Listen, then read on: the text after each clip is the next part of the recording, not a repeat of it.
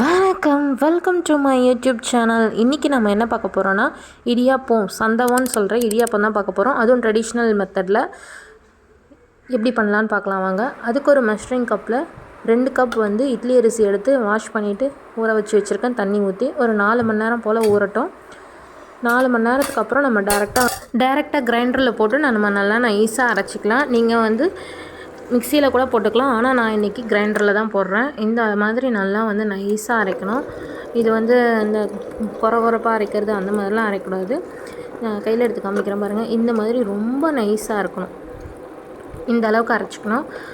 நம்ம கொஞ்சம் தண்ணி ஊற்றி கூட அரைச்சிக்கலாம். இது புளி வைக்கணும் அப்படின்லாம் அவசியம் கிடையாது. அரைச்சி உடனே இட்லி வைக்கிறது தான். நம்ம ப்ளைன் இடியாப்பம் செஞ்சிட்டோம் அப்படின்னா நம்ம எந்த ஃப்ளேவர் வேணாலும் போட்டு செஞ்சு சாப்பிட்லாம். நான் இன்றைக்கி 2 ஃப்ளேவரில் செஞ்சுருக்கேன். மாவு பாருங்கள், இந்த மாதிரி நம்ம அரைச்சி எடுத்தாச்சு. இதில் தேவையான கல் உப்பு சேர்த்து நல்லா கலந்து வச்சுக்கோங்க. கன்சிஸ்டன்சி இந்த மாதிரி தான் இருக்கணும், பார்த்துக்கோங்க. இப்போது நம்ம ஒரு 5 நிமிஷத்துக்கு அப்புறம் இட்லி மாவு ஊற்ற ஆரம்பிச்சிடலாம். இட்லி தட்டு எடுத்து ஆயில் அப்ளை பண்ணிவிட்டு இந்த மாதிரி இட்லி ஊற்றி வச்சுருங்க. ஊற்றி வச்சுட்டு குக்கரில் வச்சு ஒரு 10 மினிட்ஸ் வச்சு எடுத்துருங்க. இட்லி நல்லா வெந்து வந்துடும். இப்போ பாருங்கள், இட்லி நமக்கு நல்லா வெந்துருச்சு. இட்லி பார்த்திங்கன்னா இந்த மாதிரி தான் இருக்கும். வெறும் அரிசி மட்டும் போட்டு அரைக்கிறதால இந்த மாதிரி கொஞ்சம் கல் மாதிரி தான் இருக்கும். ஆனால் நல்லா டேஸ்ட்டாக இருக்கும். கிளாஸியாக அழகாக ஜெல்லி மாதிரி இருக்குது பாருங்கள். நான் கட் பண்ணி காமிக்கிறேன் பாருங்கள். இந்த மாதிரி தான் இட்லி இருக்கும். இப்போ நம்ம என்ன பண்ண போகிறோன்னா, இடியாப்பம் செய்கிறதுக்காக ஒரு அச்சு வச்சுருப்போம் இல்லையா, முறுக்கச்சு கிடையாது. இடியாப்பம் செய்கிறதுக்குனே இந்த மாதிரி ஒரு இது விற்குது. இது வாங்கிக்கலாம். இட்லி எப்போவுமே நல்லா சூடாக இருக்கும்போது தான் இதில் போட்டு நம்ம பிழிய முடியும். ஏன்னா ஆறி போச்சுன்னா நல்லா கல் மாதிரி ஆகிடும் இட்லி. அப்புறம் பிழியறதுக்கு ரொம்ப கஷ்டமாக இருக்கும்.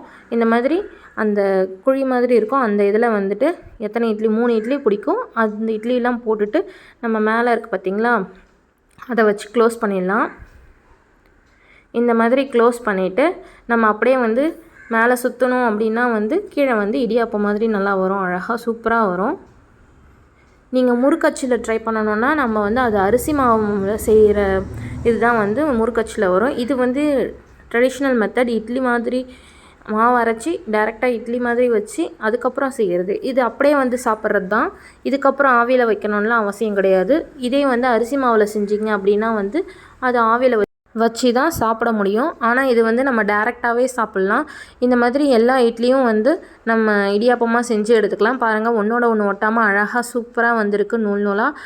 இப்போ நம்ம இந்த ப்ளைன் இடியாப்பத்து கூட எது வேணாலும் நீங்கள் மிக்ஸ் பண்ணி சாப்பிட்லாம். பொடி பிடிச்சிருந்தா பொடி ஃப்ளேவர் போட்டு சாப்பிட்லாம், இல்லை பாலும் சர்க்கரையும் போட்டு சாப்பிட்லாம். அப்படி இல்லையா பருப்பு ஃப்ளேவர், புளிப்பு ஃப்ளேவர் நிறைய இருக்குது. நான் இன்றைக்கி பருப்பு ஃப்ளேவரும் புளிப்பு ஃப்ளேவரும், அதுக்கப்புறம் ஸ்வீட்காக கசகசா பாயாசம் மாதிரி செஞ்சு அது மேலே போட்டு சாப்பிடுவோம் நாங்கள். பருப்பு ஃப்ளேவர் பார்த்திங்கன்னா இதுக்கு முன்னாடி நம்ம சேனலில் மணிக்கொழுக்கட்டை போட்டிருப்பேன், பருப்பு ஃப்ளேவர் எப்படி பண்ணுறதுன்ட்டு. புளிப்பு ஃப்ளேவர் புளி பேஸ்ட் செஞ்சு அப்படியே மிக்ஸ் பண்ணுறது தான். அவ்வளோதான், ஒரு தடவை ட்ரை பண்ணி பாருங்கள். This video is sponsored by Genreviews.online. Genreviews.online is review portal site. டிஸ்கிரிப்ஷனில் இதோட லிங்க் இருக்குது, செக் பண்ணிக்கோங்க. இந்த வீடியோ உங்களுக்கு பிடிச்சிருந்தா லைக் பண்ணுங்கள், ஷேர் பண்ணுங்கள், என்னோடய சேனலை சப்ஸ்கிரைப் பண்ணுங்கள். தேங்க்ஸ் ஃபார் வாட்சிங்.